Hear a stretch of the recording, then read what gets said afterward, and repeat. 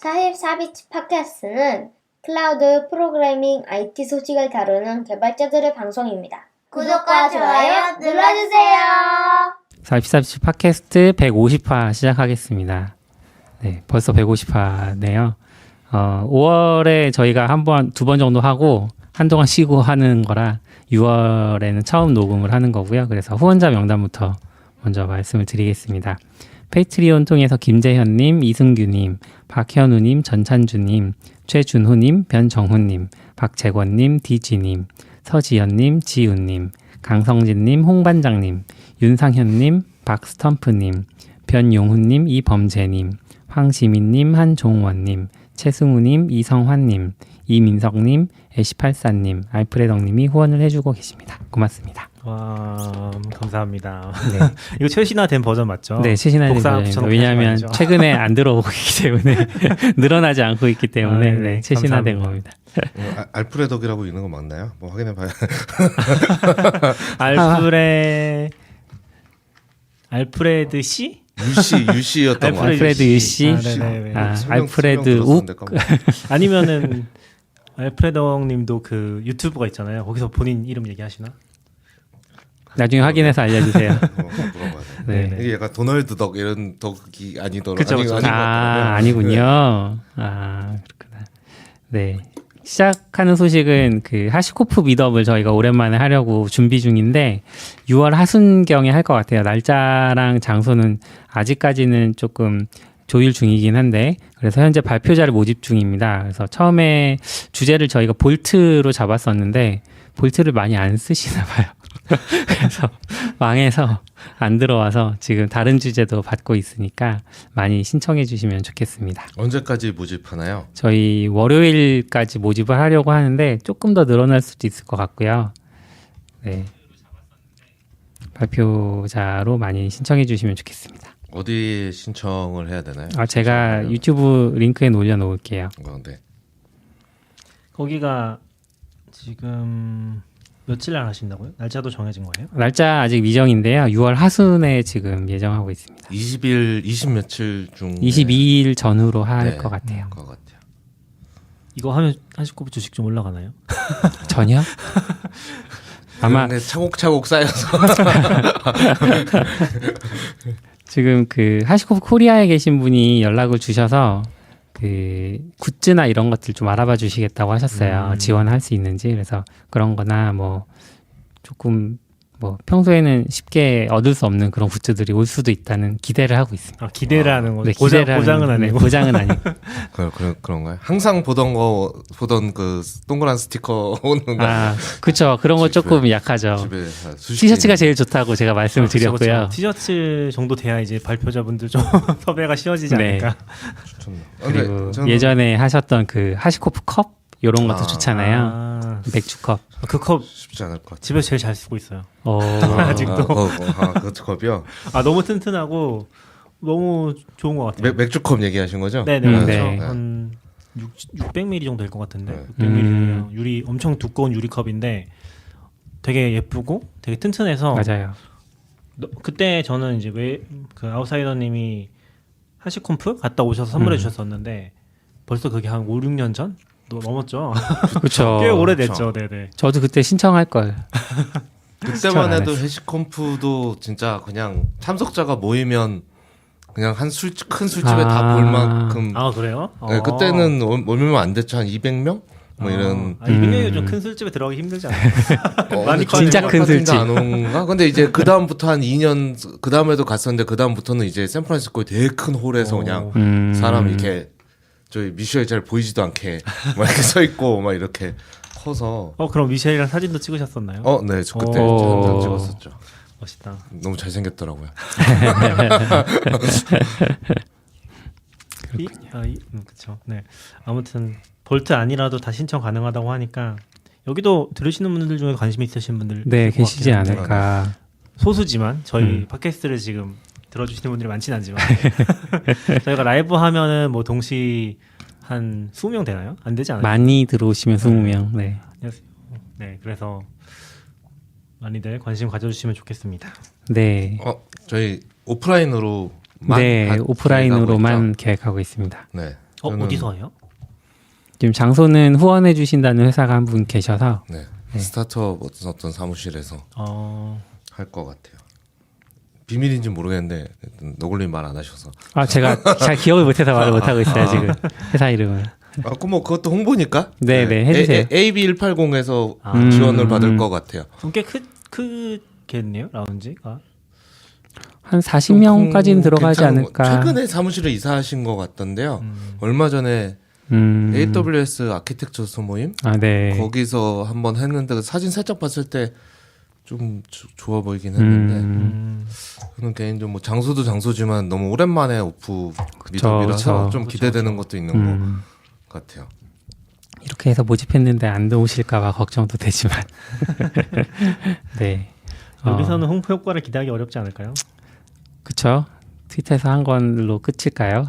페북에는 하셨어요? 그 페북. 페북 하시코프 코리아에 했죠. 그거 보고 하시코프 코리아 쪽에서 연락을 주신 거라서. 네. 그리고 단시 몇 개 언급하고 지나가려고 하는데 인터넷 익스플로러 11이 아직까지 살아 있었다고 합니다. 종료하는 소식이 있었는데 다음 주 수요일 6월 15일이 네, i11을 완전히 없애는 날이라고 하네요. 없애는 게 아니라 지원 종료. 그렇죠. 지원 그렇죠. 종료. 네. 정확히 얘기하면 지원 종료고 그렇지만 우리나라에서는 아직도 뭐 i78도 여전히 물론 각 트래픽에 회사에서는 잡히니까. 이제 이게 종료되면 i가 없어지는 거잖아요. 이제 엣지만 그렇죠. 남는 그렇죠. 거니까. 엣지만 예. 남는 거죠. 정식으로 MS에서 지원하는 인터넷 익스플로러라는 거는 이제 넷스케이프 같은 상황이 나겠죠. 그렇죠. 네. 네. 그래서 낙교님 아직 엣지 잘 쓰고 계신가요? 네네 아직 엣지 잘 쓰고 있어요. 엣지 좋다는 얘기를 많이 봐서. 그래서 뭐 각 회사에서는 계속 우리 서비스에서 인터넷 익스플로러 지원을 끊을 거냐 언제 끊을 거냐 이런 게 그런 논쟁이 계속 그렇죠. 논쟁이 계속 벌어지겠지만 벌어지겠죠. 일단은 지원이 중단된 거는 아주 큰 의미가 음.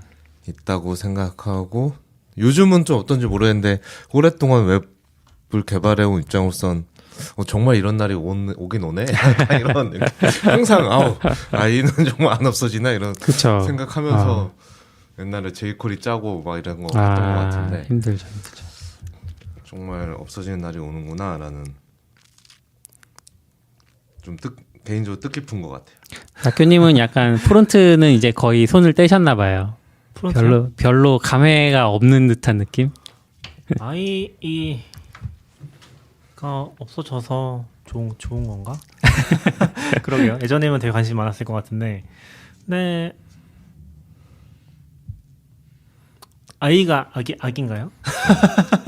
낙윤님은 약간 이렇게 텍스트로 된 문서 사이트를 더 선호하시고 문서로서의 그쵸. 네, 웹을 더 웹을 선호하시기 선호하시니까. 때문에 i에서도 돌아가야 되거든요. 그렇죠. 그러니까 제가 i가 원래 악이었나? 그러니까 약간 지금 그런 생각을 해보고 있어요. 이제는 퇴출되어야 되는 건 맞는데 네. 어쩌다 이렇게 됐나? 어쩌다. 원래부터도 좀 악이었죠. 네. 원래는 약간 표준이랑 다른 스펙들을 좀 넣고 막 이러면서 그런 것도 있는데 사실 그때는 저도 뭐 그때 사람은 아니지만 성격인가요? 표준 그쵸. 일단 손 긋고 시작해야죠. 표준이 그때는 뭐 표준도 명확하지 않아서 꼭 그거만 있지는 않은 것 같은데 일단은 그 아이가 나오고 뜰 때 자체가 MS 자체가 원래 좀 악인. 그쵸. 거 그런 있잖아요. 분위기였죠. 네, 그런 분위기가 사람들은 많았죠. MS를 싫어하는 거를 좋아해 뭐 그런 말도 있잖아요. 네, 그런 것처럼 이제 그런 시기였기 때문에 그냥 같이 그것도 있었고 그러면서 이제 표준이 정립되고 할 네. 때도 안 따라오고 또 독점적인 기본 설치돼서 들어가니까 그때 맞아, 독점 맞아. 논쟁도 많았고 하니까 점점 악이 되었고 JS 스크립트 뭐 이런 것도 만들었던 기억이 있어요. 제이스크립트가 있었죠. 네. 그러니까 자바스크립트랑 별개로 네. 막 또 가겠다 그런. 근데 그땐 별개였다기보다는 그냥 서로 그냥 표준 싸움 하던 시기였던 것 같아요. 약간 있는데 막 딴 길 갔다기보다는. 아 그렇죠, 그렇죠. 예, 예. 지금도 사실 크롬도 막 표준 하는데 막 크롬에 막 넣고 그러잖아요. 그게 사실 표준 싸움을 해내는 거라서 이제 저는 지금 이제 없어져 가니까 약간 좋은 추억으로 남기려고 했나? 라는 생각을 살짝 하고 있는데 지금 아웃사이더님이 다 일깨워주신 것 같아요. 아, 엄청 싫죠. 맞아요. 없어져야 돼. 뭐 여러 가지가 있는데 아무래도 뭐 이제 윈도우랑 같이 겹쳐서 나왔던 게 제일 고통스러웠던 것 같고 그런 것도 있고 그리고 아까 얘기했던 것처럼 이게 아이가 워낙 독점적이었다 보니까 뭐 파포 사실은 이게 다들 기억 못 하시겠지만 이 순서가 있잖아요. 아이가 독점적으로 한참 치고 나가다가 팝폭이 갑자기 막 올라왔었잖아요. 팝폭이 한때 이제 한 시대를 올라왔다고 할 수 있나요? 시절이 있었죠. 아니 그쵸, 있었죠. 그래요? 거의 아, 뭐 40%, 30%까지 정말요? 때가 있었죠. 어. 그때 이제 대안으로 갔었고 그때 이제 한참 표준적인 것들이 많이 만들어지고 뭐 좀 그랬던 것 같아요. 그러면서 이제 사파리가 아니지 파이어폭스 뭐 오페라 또 뭐가 있을까? 사파리는 좀 예외적인 것 같고 크롬 이런 애들이 이제 좀 대안으로 많이 등장했었고 그러다 이제 크롬이 다 먹어버린 거죠 지금. 그쵸. 근데 다행히 뭐 크롬은 좀 표준 사이드에 있으니까 그런데 이제 또 막 커져서 보면은 크롬도 이제 자체적으로 막 이제 뭐 자기 때가 넣고 싶은 거 먼저 넣어보고 막 그러잖아요. 물론 뭐 브라우저마다 할 수는 있지만 약간 아예 그런 이제 힘이 생겨버려가지고 지금은 이제 팝폭도 죽고 오히려 지금은 이제 MS가 많이 정신 차린 것 같아요. MS도 힘들었을 것 같기는 해요. I라는 엄청 큰 레거시를 가지고서 그쵸. 할 수도 없고. 근데 사실 MS 입장에서는 I를 안 버린 게 한국하고는 아무 상관없다는 거 그런 게 좀 있었던 것 같고. 그쵸. 그러니까 지금 이런 의사결정하는 것도 한국이랑 아무 상관없잖아요. 뭐 애플이나 다른 회사들도 그렇지만 그래서 좀 더 좋은 결정들 나오는 것 같고 이제 아무래도 엣지도 크로미움 기반이니까 뭐 크로미움 기반으로 거의 대세는 기운 게 아닌가 싶은 것 같긴 해요. 그나마 모바일 때문에 사파리 같은 게 아직 웹킷이 좀 남아있긴 한데. 네. 요즘은 제가 프론트 B2C용 프론트를 별로 안 만들어서 네. 막 그 감이 좀 없긴 한데 이제 한 장 때만 해도 6도 막 그런 것 때문에 싫긴 했는데 이제 7 나오고 8 나오고 약간 웹개발자 입장에서는 사실 6, 7, 8이 다 다른 브라우저죠. 그죠. 브라우저 맞아. BI 진영의 브라우저 3개 있는데 여기 벌써 브라우저 3개 되고 그리고 뭐 9 나오면서 I 7 호환. 근데 7 호환인데 7과 또 달라요. 그래서 브라우저가 또 하나 늘어나 7도 테스트하고 7 호환 또 테스트하고 아이고. 8 테스트하고 8 호환 또 테스트하고 막 이렇게 되면서 나중에는 I만은 브라우저 한 6개 있는 것 같은데 약간 이런 그게 아이도 많이 끊어내려고 그런 식으로 접근했던 것 같은데 결국 끊어내지도 못하고 과거 버전도 못 그쵸. 버리고 그런 걸로 간 거잖아요. 그러다 그런 게 고통스러웠던 것 같아요. 그렇다고 이제 한국에서는 특히 이게 사실 모르겠어요. 지금 미국이나 다른 나라였으면은 그냥 아이 버리고 빨리 갔을 것 같긴 하거든요. 한참 오래전에. 근데 아마 아직도 지금도 금융 사이트 보면은 아직도 아이가 메인 데들이 있어요. 그러면 진짜 아이밖에 안 돼. 뭔가 엣지 되는 게 요즘 좀 당연해졌잖아요. 네. 그리고 이제 사실 홈택스나 이런 것도 심지어 아이 안 써도 되니까 그쵸. 맥에서 되니까 너무 좋은데 너무 좋죠. 가끔씩 이제 금융사별로 못 따라다니는 간들 보면은 엣지에서 죽어도 안 돼. 이게 제1금융권은 그나마 괜찮은 것 같고 이제 보험사나 뭐 카드사 이쪽으로 가면 분명히 똑같은 회사라고 저는 생각하잖아요. 일반적으로는 뭐 예를 들면 국민은행이 있고 국민카드가 있으면 같은 회사 아니야? 이렇게 생각하는데 다르더라고요. 시스템도 그렇죠. 완전히 다르고 그렇죠. 그리고 국민에서 만든 뭐 보험이 있다 뭐 아니면 화재 보험이나 이런 거 있으면 거기는 진짜 시스템이 엄청 별로고 그렇게 좀 그래서 그쪽이 아직까지는 좀 변화되는 엣지에서 된다고 써 있으니까 한 10번 해보고 한숨을 한참 쉬고서 이제 아이 들어가 해보면 돼. 아직도 그런 경험을 가끔씩 하니까 이게 한국에서는 그런 게 있었던 것 같아요. 예, 자꾸 이제 또 아까는 까먹었는데 지금 정신을 차리고 있는데 한국에서는 약간 그런 경험이 있었던 것 같아요. 그게 너무 좀 힘들었고 그리고 그 경험이 너무 안 좋으니까 이게 뭐 아이 탓이나 MS 탓은 아닐 수도 있긴 한데 맞아요. 뭐 본질적으로는 그쪽 탓이기도 하지만 아닐 수도 있긴 한데 이제 윈도우 경험 자체가 안 좋아지는 약간 특히 맥을 메인으로 쓰니까 윈도우 켜면은 나는 뭔가 삽질을 할 것 같아. 뭔가 윈도우 켜면 오늘 하루는 뭔가 이걸로 한두 시간 뺏길 것 같아. 아무것도 아닌데. 그런 생각을 하고 뭐 CP님도 최근에 들어보면은 뭔가 그런 쓰는 사이트들이 있는데 IE에서밖에 안 되거나 뭐 엣지에서밖에 안 되는데 너무 느려가지고 그것 때문에 뭐 엄청 좋은 윈도우 게이밍 PC 사셨다고 사셨다고 그런 얘기를 할 정도로 뭐 그것 때문만은 아니겠지만 뭐 아무튼 물론 큰맘 먹고 우리나라 경험에는 사실 I도 있지만 액티브엑스로 인한 게 훨씬 크긴 하지만 뭐 사실 사용자 입장에서 보기엔 같은 놈이라서. 같은 놈이니까. 그거 아직도 헷갈려요. 약간 엣지도 약간 그거를 우회하는 것처럼 지원해주는 것 같은데 뭐 EX 지수 깔고서 다시 하는 식으로 그게 웹에서 보니까 저쪽 바깥에 있는 그 뭔가 실행파일 실행할 수 있는 구조로 되어 있는 것 같더라고요. 그래서 이제 그게 되는 것 같은데 사실 뭐 그렇게 매력적이진 않죠. 그런 거 다 없어지는 게 제일 좋으니까. 맞아요. 그럼 아이가 사실 되게 오랫동안 만들어진 거라서 코드 관리도 되게 내부에서 어렵지 않았나 이런. 저도 같은. 네. 크롬도 지금 한 10년 넘었잖아요. 저는 아이 뭐 8 이르 나올 때부터 약간 계속 바랬던 게 아니 아이 안 개선해도 좋으니까 코드를 옮겨. 자동 업데이트부터 좀 넣었으면 좋겠는데.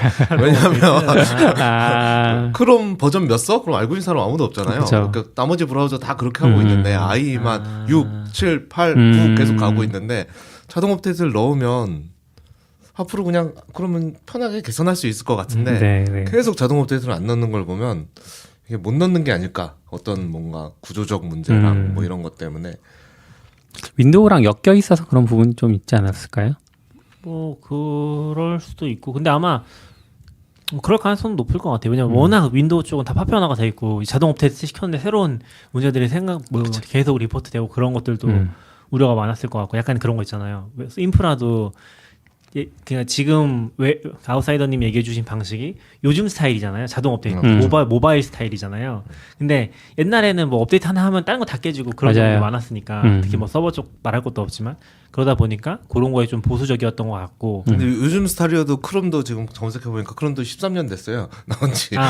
그러니까 제 말은 그게 약간 컨테이너화? 잘 돼 있어야지 그런 게 돌아가는 것 같은데 아까 너굴님이 얘기해 주신 것처럼 윈도우랑 결합돼 있으니까 컨테이너화도 안 돼 있고 그걸 했을 때 어떤 부작용이 있는지 좀 파악하기 어려워. 그래서 막 옛날에 윈도우 쓰던 분들이 기억하시겠지만 무슨 뭐 아이의 특정 뭐 뒤에 서브 버전까지 맞춰서 그걸 설치해야만 윈도우 제대로 돌아가고 막 그런 식으로 맞추라고 하는 거 옛날에 많았잖아요.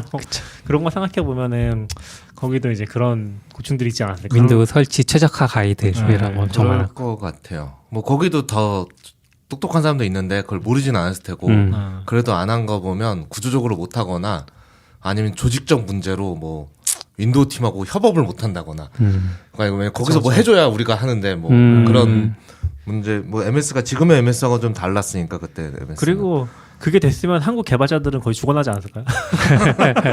맨날 깨지고 뭐 액티브엑스 뭐 안 된다고 맨날 리포트 들어오고 난리 났을 것 같아. 네. 아무튼. 아이 관련해서 좀 다들 신나서 과거를 회상하며 이야기를 했어요. 이게 완전 종료라는 게 결국에는 이제 더 이상 업데이트 안 한다는 의미. 보안 패치도 안 해요. 환영할 만한 일이라고 생각합니다. 네. 수요일날 파티를 해야 되나요? 다음 주 수요일이 딱. 근데 좀 고통받을 것 같긴 해요. 여전히 안 되는 애들이 좀 있어서. 그렇죠. 네, 그리고 요번 주였나요?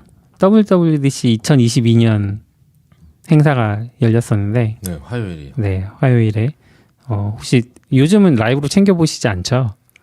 저는 사실 챙겨본 적 그렇게 많지 않아요. 없어요? 원래. 저는 챙겨보는데 초반에 좀 지루해서 왜 맥북이 뒤에 나온 거죠? 초반에 세트 하는 게 자꾸 나와가지고 지루해서 거의 잠이 들었어요. 한 50분 정도 보다가. 아 정말요?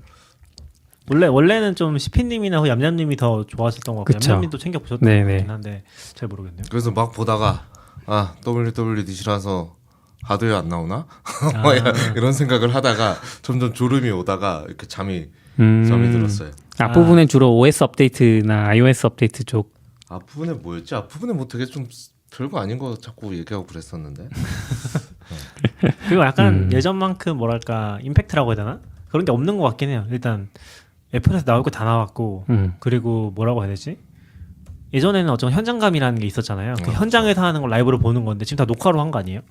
그렇죠. 이번에도 그랬을 것 같아요. 녹화하고 네. 막 3D 합성하고 막 이렇게 크랙인가요? 막 위에서 우주선 타고 내려오고 막 뭐지 이거 약간 그러다 보니까 그냥 영상 보는 느낌에 좀 더 가깝지 않나? 물론 뭐 새로운 정보들이 있긴 하지만 더 저는 이제 약간 관심이 덜 허해진 것 같긴 해요. 저도 라이브로 안 보고 이제 다음 날 챙겨보는데 이렇게 뭐가 업데이트 됐었나 챙겨보는 편인데 결론은 그거죠. M2를 살까 말까. 너무 비싸져서 이게 환율도 올라서 가만히 있던 M1 에어도 가만히 있다가 10만 원 올랐거든요. 지금 환율 때문에 가격이 바뀌었어요. 근데 M2는 그만큼 환율이 반영된 가격에다가 또 옵션을 제가 에어를 써보니까 메모리 8기가로 좀 힘들기도 하고 뭐 원래 메모리는 16기가 되지 않았어요? 아니에요. 기본 메모리는 8기가예요. 아 16으로 못 올려요? 16, 24로 올릴 수 있어요. 과거 버전 M1 버전은 M1 버전도 16으로 올릴 수는 있어요. 아 네네네. 그래서 뭐 그런 것들 보면서 M2를 제가 원하는 옵션을 넣었더니 가격이 에어 가격이 아닌 거예요. 300만 원, 400만 원. 그 정도까지는 안 하는 200만 원, 50만 원 정도. 근데 맥북 프로 14인치 새로 나온 게 비슷한 가격이거든요. 근데 이유를 모르겠는데 고사양으로 이렇게 딱 뭐 CPU 올리고 다 올리면 13 프로보다 에어가 비싸져요. 3만 원, 5만 원인가 3만 원이 비싸요. 왜 비싼지 잘 모르겠어요. 그게 낮은 모델은 싸거든요, 이게 더. 네. 근데 고사양에선 어떻게 더 비싸질 수가 있지? 약간 이런. 그래서 이 폼팩터가 13인치 폼팩터는 옛날 인텔 맥 폼팩터를 그대로 가져왔거든요. 아 에어 또요? 그러니까 안 바뀌었어요. 에어 폼팩터는 바뀌었고, 네네. 근데 13 프로 에어 네네. 13 프로를 이제 옛날 폼팩터를 재활용하는 그렇네요. 폼팩터라서 그런 데서 그래서 싼가? 절감이 돼서 좀 싼 건가? 이런 생각도 근데 들고. M2 아니에요 그래도? 네? 근데 M2죠. M2죠. 네. 그런 게 있구나. 네. 근데 저는 성능 얘기를 좀 해보면은 그런 건 있는 것 같아요. 그러니까 M1이 일단 너무 좋았어서 사실 지금도 전 제일 좋은 선택지가 개인 거 살 거면은, 그러니까 회사 거는 모르겠는데 회사 거는 뭐 회사에서 좀 좋은 거 쓰라는 것도 있고 그런 상황이면 모르겠는데 개인 거는 맥북 에어 13인치 M1이 제일 좋은 것 같아요. 네네. 16기가로 맞춘다고 했을 때. 그랬을 때 거의 작업 제한도 없고, 그리고 CP님이 몇 가지 테스트 해봤던 거 얘기를 좀 들어보면 오늘 안 계시긴 하지만 M1에 들어가는 M1이나 결국에 M1 뭐 프로, M1에 뭐가 있죠? M1 위에 있는 거? M1 프로, 맥스, 프로. 프로랑 맥스. 네. 프로 맥스도 있는데 그런 걸 썼을 때 사실상 성능 차이가 별로 안 난다고. 뭐 인코딩이나 그런 걸 했을 때 이게 아직 뭐 최적화가 안 됐을 수도 있고, 그러니까 이게 뭐 코어 방식이라고 해야 되나, 그런 차이일 수도 있긴 한데 사실상 그런 성능 차이를 느낄 수가 없어서 사실 그걸 써도 뭐 만족도의 차이가 그렇게 높진 않았던 것 같긴 하거든요. 그러니까 이거를 저희 회사에서도 그 M1 프로인가 맥스로 노트북을 받아서 개발자라면 이거 써야 된다 그렇게 얘기하시는 분이 있었어요. 있었는데 저희 뭐 근데 이제 막상 CP랑 또 얘기를 해보니까 그분은 그걸로 M1을 처음 쓰셨다고 하더라고요. 그러니까 에어보다 이게 좋다는 게 아니라 그걸 처음 쓰니까 또 경험이 좋다. 그리고 이제 아무래도 확실히 프로 쪽이 인터페이스도 좋고 뭐 HDMI 달려 있고, 그리고 성능도 낮긴 하겠죠. 그리고 여러 가지 많이 띄워놨을 때 그런 게 좋긴 할 수 있지만 사실 좀 개별적인 성능 차이로 봤을 때는 뭐 빌드도 그렇고 그러니까 npm이나 뭐 그쪽 빌드도 차이 안 난다고 했고, 그리고 뭐 인코딩 같은 것도 사실상 거의 차이가 안 난다는 걸 보면은 이쪽 계열에서 좀 최적화가 되지 않으면은 좀 무의미한 것 같다. 근데 뭐 단일로 봤을 때 M1이 M2보다 성능이 좋다고 했을 때 약 한 20% 정도 얘기를 하잖아요. M2가 M1보다 성능이 좋다고 할 때. 네. CPU 기준 20%, 뭐 GPU 기준 한 40%, 50% 얘기를 하는 것 같은데 당연히 좋죠. 당연히 좋고 쓰면 좋은데 사실 가성비에선 M1이 여전히 좋지 않나. 그리고 거기서 조금 더 좋은 성능을 바란다고 하면은 뭐 M2 에어도 괜찮은 것 같은데.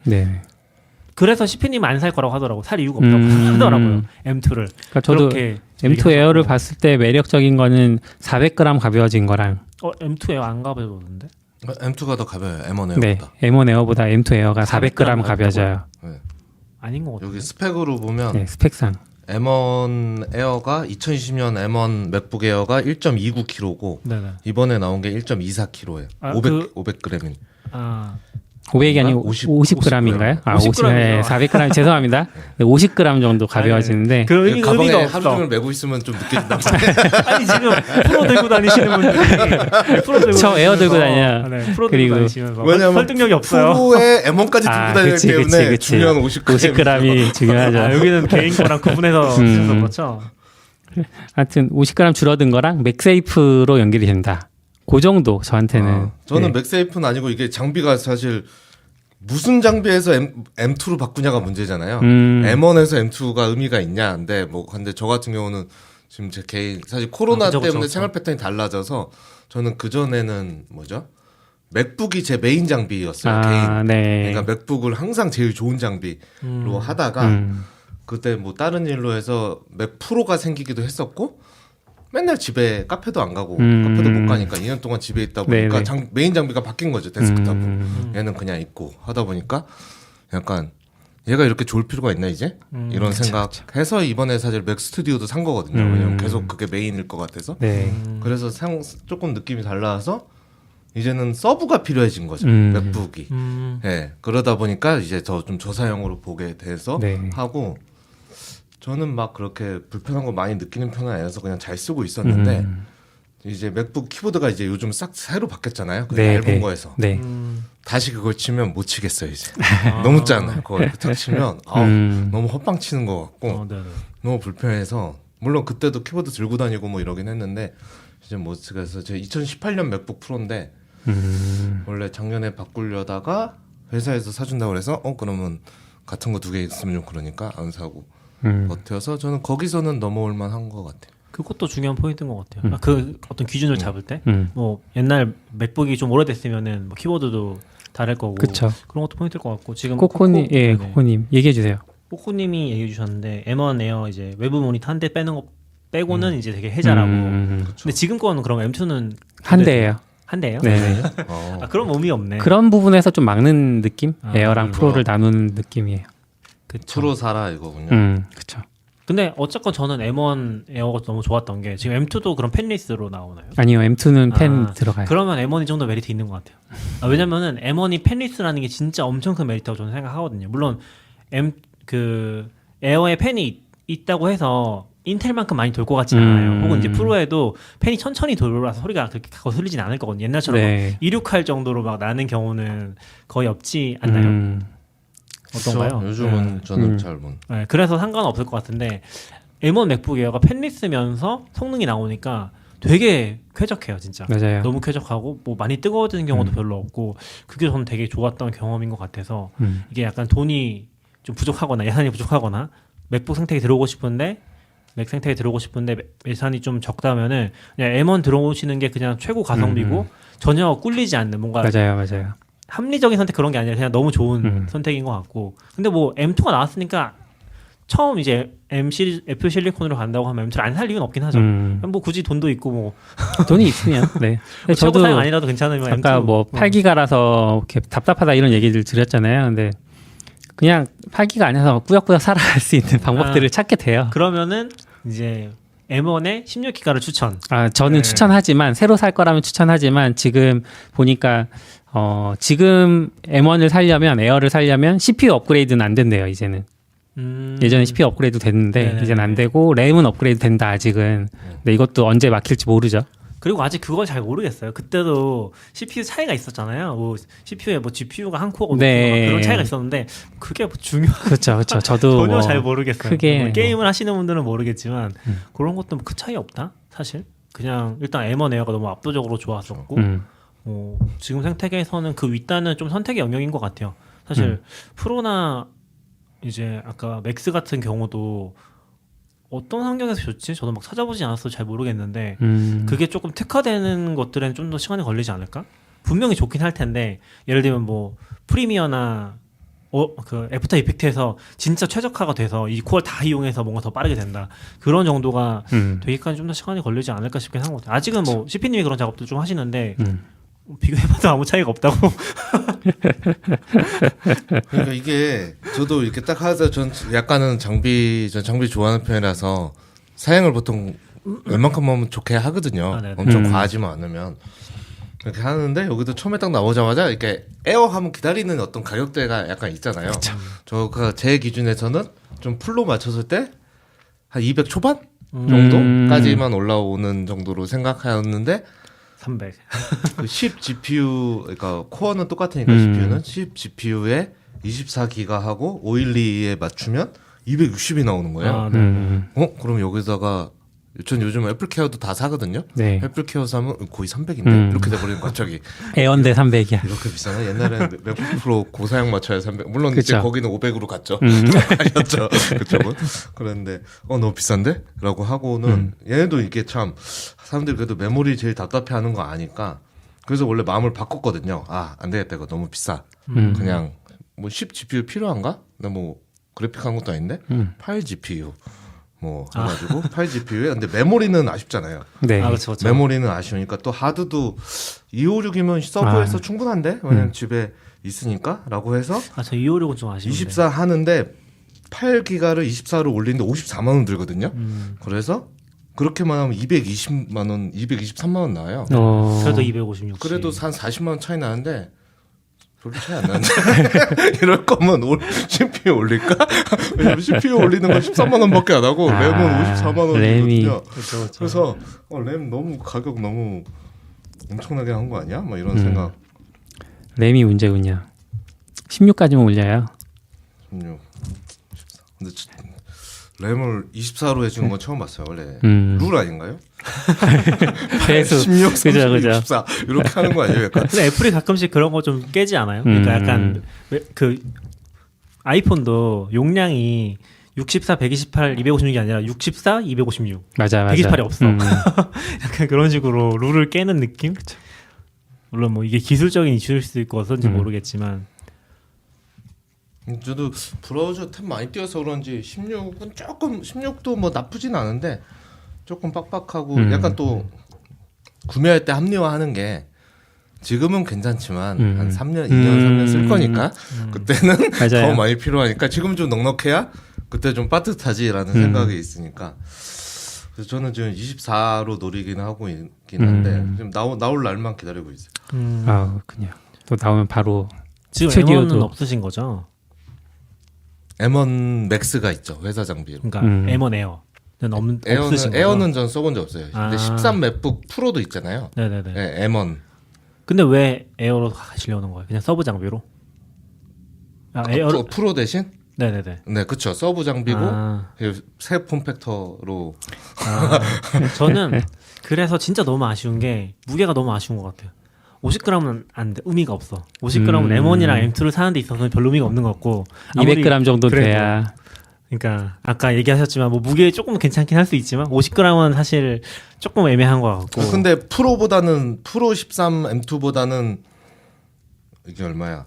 훨씬 가볍죠. 가볍죠. 네. 네. 그러니까 제가 말하고 전 에어보다 조금 그러니까 거의 같이 똑같이 나온 거죠, 뭐. 네, 제가 말하고 싶은 거는 그 1kg 미만으로 가야 되지 않나? 그리고 지금 M1을 봤을 때 사실 이게 뭐 인터페이스적으로 이 안에 들어가는 게 어떨지 모르겠지만 물론 그리고 지금 키보드를 줄이는 거에 대한 부담이 있을 수도 있긴 한데 키보드 자체가 더 작아지면 줄어들어야 되니까 근데 저는 사실 11인치가 나왔으면 좋겠긴 하거든요.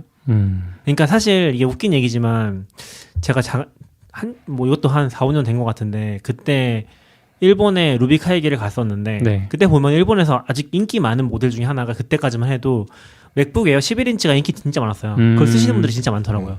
근데 제가 골 때리는 얘기를 해드리면은 맥북 에어 11인치나 맥북 에어 13인치는 크게 차이가 안 나요. 거긴 여백이 이렇게 이렇게 돼 있거든요. 그러니까 뭐 여백이 이렇게 되는 게 아니라 뭐라고 해야 되지? 베젤이 크죠. 모니터는 13인치가 비슷하고. 베젤이 좀 크다고 해야 되나? 11인치가 큰 게 아니고. 헷갈리네.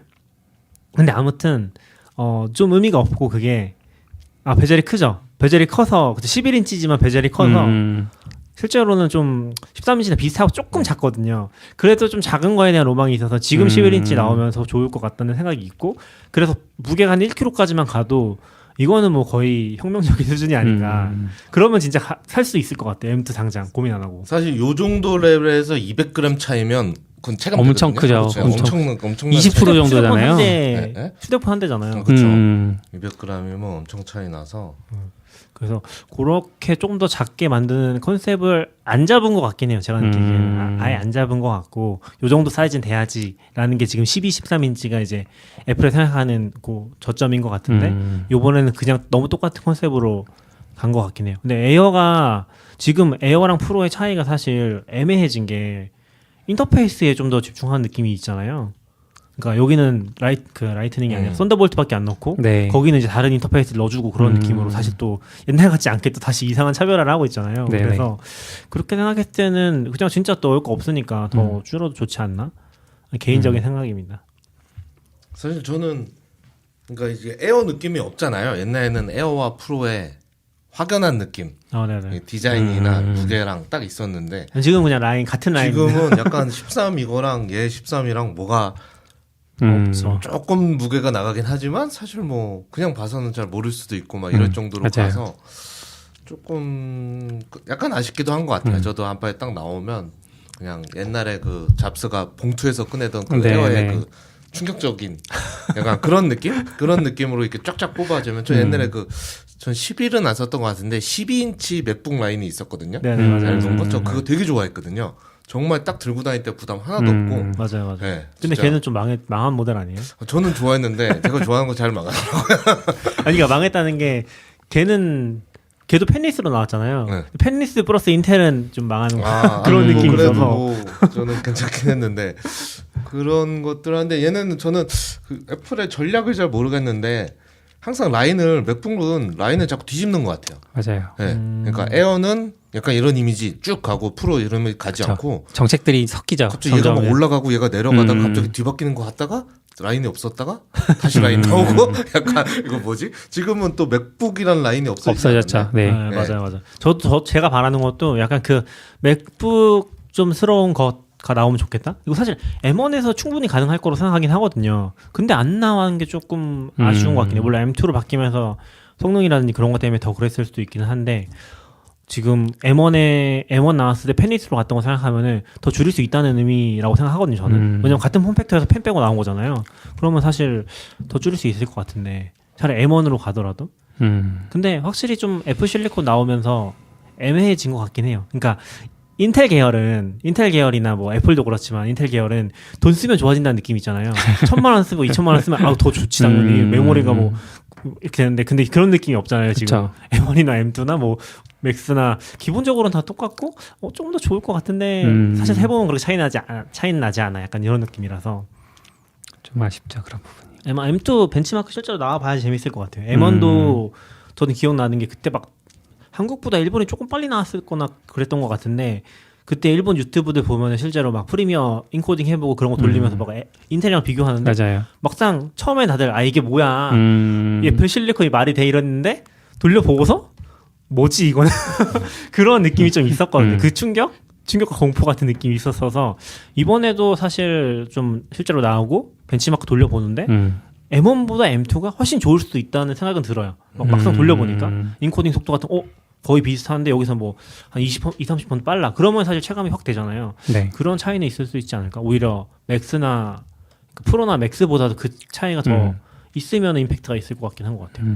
그렇기도 한데 또 지금 시기로 봤을 때는 어차피 M1 맥스나 프로보다 좋을 것 같진 않아서 네, 왜냐면 그러면 나왔을 리가 없으니까. 그렇죠. 근데 그거 있잖아요. 그러니까 프로나 맥스는 뭔가 요 같은 걸 여러 개 붙인 느낌이라서 M2도 붙이겠죠 이제. 아키텍처가 다르니까. 그러니까 단일은 또 아니긴 한데 코어가 있으니까 아무튼 그렇게 이제 M1이나 M2 단일로 봤을 때 성능이 더 잘 나올 수 있지 않을까? 아, 그렇죠. 막 그런 기대긴 한데 저도 잘은 모르겠어요. 근데 저도 잘 몰라서. M1 맥스 쓰면서도 제가 뭐 사실 뭐 개발자들 비슷하겠지만 뭐 모바일은 빌드가 있어 좀 다른 것 같긴 한데 CPU를 그렇게까지 땡겨 쓸 일이 저희 같은 경우는 그렇게 많지는 않으니까 이 정도면 나한테 충분하구나 뭐 이런 현재 느낌은 좀 있는 것 같은데 저는 약간 이제 색이 들어갔다는 거 다시 이제 디자인에서 요 라인에 이제 색이 다시 그러네. 선택할 때 한 게 좀 저한테는 좀 큰 것 같아요. 그러면은 이제 원래 이 신제품 좋아하시는 분들은 없던 색깔 선택하는 게 그렇죠. 국룰이지 국룰. 차별화하는 거. 맞아. 그런 거 있죠. 딱 봐도 새 거다. M2네라고 할 수 있는. 절대 스페이스 그레인 하지 않아. 이런 거. 그렇죠. 저는 사실 미드나잇에 꽂혀 있고. 지금 회사에서도 그런 얘기가 나오긴 했었어요. 그러니까 이게 수급이 너무 안 되니까 색깔 제한하겠다. 그래서 스페이스 그레인가로 지금 고정한다고 얘기했던 것 같긴 하거든요. 그런 거 생각하면 더 티 나긴 하겠네요. 수급도 어려운 상황에서. 근데 진짜 수급 그 요즘 그런 세계 정세 때문일까요? 수급이 너무 늦어서. 그렇죠. 네. 요즘 진짜 너무 힘든 것 같아요. 어떤 반도체. 분은 지금 M1 몇 달 전에 신청한 M1을 못 받았는데 M2가 나왔네. 이걸 어떻게 해야 되나? 그럴 수 있죠. 전 색상 부분 조금 아쉬웠던 거는 그 아이맥 24인치 새로 나왔을 때 색이 되게 다양하고 컬러풀하잖아요. 그런 느낌도 좀 넣어주지. 너무 무채색 계열만 4개 딱 내놓으니까. 무슨 색이 있는데요? 미드나잇. 네네. 스타라이트는 약간 골드 같은 거. 그리고 스페이스 그레이랑 실버. 원래 세 개 이제 금색하고 검정 들어간 느낌이. 네네네. 근데 스페이스 그레이랑 실버는 거의 비슷하지 않아요? 색깔 느낌이 아닌가? 좀 다른가요? 스페이스 그레이랑 실버는 완전 다르죠. 완전 다르죠. 네. 아 그래요? 이건 스페이스 그레이죠. 네, 이건 스페이스 그레이. 실버는 뭐지? 실버는 훨씬 밝고 훨씬 밝은? 밝죠. 아 많이 못 봐서 제가 아니요. 차이를 모르나 봐요. 화이트 나오면 재밌겠다. 화이트 나오면 이제 한 30년 전에 옛날 화이트. 옛날 화이트. 흰둥이 그쵸 흰둥이. 느낌. 흰색은 그런 금속 느낌을 내는 게 힘든가? 잘 모르겠네요. 거의 못 본 것 같긴 해서. 흰색 금속. 그쵸? 보지 못한 것 같죠. 네. 저는 개인적으로는 아이맥 나오면 좋겠다는 생각 계속 있는 것 같아요. 아이맥 27인치. 27인치 저도. 개인적으로는 진짜 이 애플은 디스플레이 회사라고 생각하거든요. 왜냐면은 저는 아직도 잊혀지지 않는 게 윈도우 생태계에서 사실 뭐 게임 하시는 분들은 모르겠지만 윈도우 생태계가 전 전혀 매력적이지 않다고 느끼는 게 아직도 지금은 그래도 조금씩 있긴 한데 한 3, 4년 전만 해도 거기는 아직도 그거였어요. 1920이 표준이었어요. 아. 뭐 노트북 살려고 하면 1920 그 뭐라고 하지? WVGA인가? 뭐 그 있잖아요. 네. 그게 표준이어서 되게 보면은 근데 그때 아이맥은 당연하게 5K 같이 필요해 약간 그쵸. 그런 느낌이었어서 그 어떤 충격이라고 해야 되나? 그 하지만 쓰다가 윈도우 PC를 화면 보는 순간 나 깨닫죠. 5K가 쓸만하구나. 그쵸. 너무 필요했구나. 4K 이상이 필요하구나. 그리고 4K 봐도 약간 모니터 따라서 별로라고 느낄 때가 있는데 여기는 진짜 너무 잘 만들어서서 델 4K 쓸 때는 그렇게 만족스럽지 않았었거든요. 근데 이것을 그 아이맥 디스플레이만큼 만족스러웠던 디스플레이는 거의 없는 것 같아요. 레티나로도 진짜 빨리 넘어갔고 근데 얘네는 생태계 통합돼 있으니까 그냥 다 레티나잖아요. 근데 윈도우는 아직도 아니에요. 윈도우는 아직도 해상도 진짜 낮고 윈도우는 그 모니터는 다른 회사에서 파니까. 그쵸. 그리고 노트북들도 4K 노트북이 따로 있거든요. 4K 지원된 노트북 진짜 비싸요. 한 거의 뭐 2배 이상 비싸니까 완전 또 여기 딴 세계 그런 느낌이 좀 있죠. 지금 뭐 여기는 M1 맥북 에어도 레티나니까 너무 좋긴 하죠. 네. 오늘 결론은 그래서 M2를 사시면 구경을 하자. 나중에 M2 에어를 사실 거니까. 네. 언제 배송이 될런지. 그러게요. 아직 빨리 주문 나왔으면 안 받는 거 네, 아니에요? 아직 주문도 안 받는데. 직구는 돼요? 미국은 파는 것 같아요. 그래요? 근데 이게 직구 해보시는 분들 계시잖아요. 한국의 유튜브 분들 보면 더 늦게 오더라고요. 네. 거의 도착이 다 늦어요. 거의 비슷하게 오거나 하고, 더 네. 늦게 오거나. 그럴 수도 있겠네요. 아예 가서 집어 오는 거 아니면 그리고 뭐 얘는 그렇게까지 신경 안 써도 되는데 언제부턴가는 좀 그거 이제 돼지코 붙이는 것도 싫은 것 같아. 귀찮은 것 같아. 네네네. 왜냐면 꼽을 때도 공간도 훨씬 많이 차지하고 그 뽑아 했을 때 꼭 돼지코만 남아 있거든요. 저 그래서 잊어버린 적도 맞아. 있어요. 카페에 이렇게 하고 맞아. 빼고 왔는데 집에 오니까 어디 갔어 이거? 근데 요즘에 그거 겐 쓰지 않아요? 간? 요즘 M1은 좀 낮긴 하죠. 그래서 저는 사실 맥세이프는 별로 관심이 없어요. 사실 좀 맥세이프 왜 들어가는지 잘 모를 정도. 자석? 자석 들어가는 거. 네, 자석으로. 그거 너무 좋은데 그거? 그래요? 저도 좋아해요. 왜냐면은 선이 있으면 항상 불안해요. 걸려 넘어질까. 네, 걸려서 걸렸을 때 딸려 이게 나갈까봐. 떨어지지 않아도 데미지가 엄청 크거든요. 그래서 저는 별로 안 좋아해요. 꼽아서 쓰는 거. 근데 요즘은 이제 USB-C로 다 되니까 USB-C는만 있으면 어디서나 충전이 되고 이런. 그러니까. 맥세이프 아예 따로 인터페이스가 나왔어요? 네네네. 그래요? 네, 그건 별론데. 그러니까 지금 USB-C 위에 옆에 여기 맥세이프 달려 있잖아요. 네. 몰랐어요. 그거 사면 맥세이프 줘요. 케이블. 프로도 그렇구나. 지금 옛날 맥세이프 얘기하신 거죠? 저는 지금 에어를 쓰니까 에어는 USB-C밖에 없잖아요. 네. 그래서 몰랐어요 지금. 네. 지금 이번에 들어오고 여기서도 들어와 있거든요. 근데 유럽에서는 USB-C 아니면 이제 안 된다고 뭐 발표한 거 아니었어요? 뭐 휴대기기. 랩탑은 아니지 않을까요? 그건 아이폰 얘기였던 것 같긴 근데 한데. 이것도 USB-C로 충전이 안 돼요 그러면? 돼요. 되는구나. 네. 그것도 되고 저 맥세이프도 봤는데 되는 거죠. 한 번도 맥세이프로 이걸 충전해 본 적이 없거든요. 급속 충전 그리고- 단자가 다 통일되어 있으니까 이제는. 그쵸. 그리고 그냥 간 아답터 하나만 있고 USB-C만 있으면 다 충전이 되는 그쵸, 거죠. 네. 얘를 따로 들고 다닐 요즘은 사실 맥북 예전에는 항상 가방에 있었는데 맥북 아답터가 네네. 요즘은 잘 안 가지고 다니고 그쵸. 또 요즘은 모니터 좋은 거 하면 모니터 꼽으면 화면 전송하면서 충전되잖아요. 네. 그리고 사실 USB-C도 요즘에 그런 거 있어요. USB-C를 여기다 꼽아놓고 자석으로 붙여다 대는 거 있어요. 아, 네. 그런 거 많이 하고요. 실제 써보진 않았는데 음. 뭐 그런 것도 뭐 선택일 수 있어서 맥세이프는 조금 확실히 의외긴 하네요. 사실 맥세이프는. 걔네가 강조한 거 이제 이걸로 하면 더 빨리 충전된다는데 근데 저는 M1 이후부터는 충전 스트레스 별로 없죠. 네, 훨씬 적어져서 또 충전도 금방 되는 것 아, 같아요. 그리고 바이피드처럼. 지금 발표한 거 보면 M2가 소비자를 더 낫다고 하지 않았어요? 네. 그랬죠. 그렇게 생각하면 더더욱이 네, 근데 시간은 비슷한 것 같아요. 화면이 좀 커지고 아. 그렇게 해서 그런지 한데 어쨌거나 그래도 10시간 가니까 그렇죠. 어차피 안 가져가도 돼. 네, 안 가져가도 되고 또 금방 1시간만 꼽아도 금방 많이 맞아요. 충전되는 느낌이거든요. 그래서 급속이 그렇게 저는 사실 이거 빼고 말 그대로 아까 말씀드린 대로 여기 한 50g 여기 또 뺄 것 같은데. 이게 약간 저는 지금 애플의 전략은 맥 프로를 약간 인터페이스를 다양하게 만들자 이런 느낌이 좀 있는 거예요. HDMI 있는 거 보고 저는 이게 맥북이라고 그런 느낌이었거든요. 그죠. 깜짝 놀랐어. 그리고 이번에 WCB에서 나왔을 때 제일 어이없었던 거 약간 이렇게 아이폰 여기 맥북에 달아서 웹캠으로 쓰는 네, 장비. 웹캠으로 쓰는 거. 저건 뭐지? 약간 이런 생각이라. 물론 그건 있거든요. 약간 뭐지? 저는 그 맥미니 쓰다가 지금 맥스튜디오를 쓰니까 네. 거기는 모니터는 캠이 비싸서 안 없죠. 썼으니까 캠이 없거든요. 그러니까 가끔 줌하고 이럴 때는 좀 불편하긴 해요. 네. 그래서 줌할 때는 꼭 맥북 열고 이래야 돼서 좀 불편한데 그래서 가끔 정 필요하면 그 와이파이 같은 걸로 연결해서 하는 뭐 아이폰 카메라 같은 거 있거든요. 네. 그걸로 좀 쓰긴 하는데 저건 나를 위한 건가? 뭐 이런 생각도 그러네요. 이거 나중에 노치도 없어지는 거 아닐까요? 노치 없애고 카메라 없애고 그냥 있는 폰으로 붙여라. 아이폰 안 쓰는 사람. 뭐 그건 네 알바 아니고 내 알바 아니고 아이폰을 사라 이렇게 되는 거. 근데 저는 지금 서피스도 작년인가 하나 샀었거든요. 근데 서피스를 생각해 보면은 애플은 진짜 잘한다고 생각해요. 그러니까 지금 약간의 우리 불만들이 있을 수는 있지만 서피스는 아직도 이 덩어리 어답터있잖아요. 그거랑 같이 주고 충전도 완전 독자 인터페이스거든요. 그거 보면서 이거를 없앨 수 없나?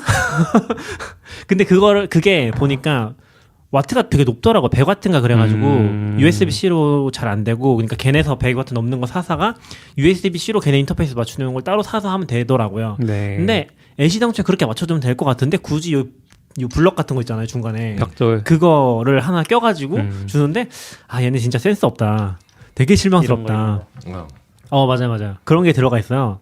그 뭐라고 하죠? 어댑터라고 하죠 그냥. 네. 어댑터라고 하죠. 그래서 저 블럭 어댑터 들어가 있어가지고 벽돌 어댑터 들어가 있어가지고 아직도 이런 거를 좀 센스 없구나 라는 걸 좀 느꼈던 것 같아요. 없이 충분히 할 수 있을 것 같은데. 가끔 그러니까 뭘 사면 저런 게 다 대부분 있잖아요. 그쵸, 네네. 있죠. 근데 뭐 그래도 용납이 되는 데가 있고 가격대나 이런 걸 생각했을 때 이거를 꼭 이렇게 정말 컸어야만 했는가 이런 고민이 있는 제품들이 있죠. 서피스는 좀 그런 것 같아요. 그러니까 아직도 애플만큼 못한다?